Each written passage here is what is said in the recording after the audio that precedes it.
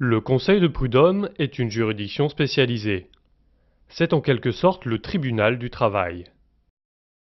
Il règle les litiges entre les salariés ou les apprentis et leurs employeurs. Il ne traite que des cas individuels comme le licenciement, les problèmes de congés payés ou de salaire. Les questions concernant les accidents du travail et les maladies professionnelles sont jugées par les juridictions de la sécurité sociale. Les litiges collectifs, notamment l'exercice du droit de grève ou l'interprétation des conventions collectives, sont réglés par le tribunal de grande instance. Le contentieux des élections professionnelles, lui, est examiné par le tribunal d'instance. Le Conseil de prud'homme est une juridiction paritaire.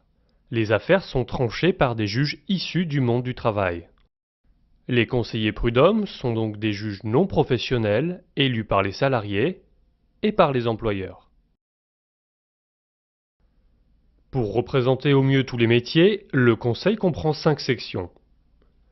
La section encadrement pour les cadres et les salariés assimilés, la section industrie pour les ouvriers et fabricants, la section commerce et services commerciaux, la section agriculture pour les éleveurs et exploitants agricoles, et enfin la section activités diverses pour les autres professions.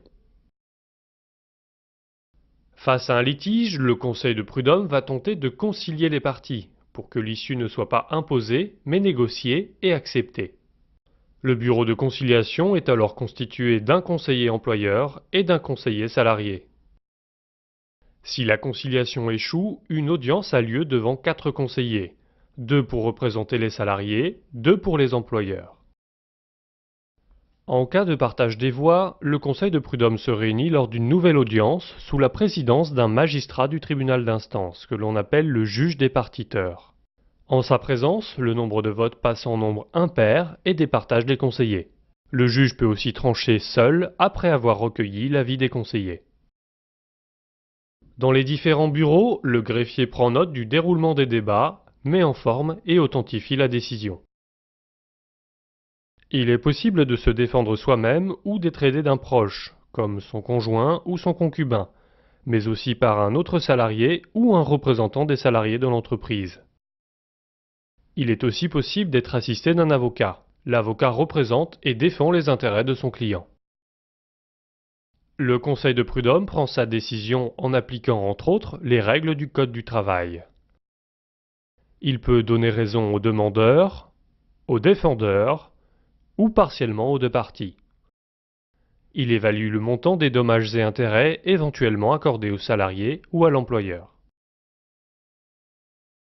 Pour les litiges dont la valeur dépasse 4 000 €, un appel est possible dans un délai d'1 mois devant la chambre sociale de la cour d'appel. Pour les litiges dont la valeur n'excède pas ce seuil, un recours pourra être exercé devant la Cour de cassation dans un délai de 2 mois. Mais à la différence de la Cour d'appel, la Cour de cassation contrôlera l'application du droit sans rejuger les faits.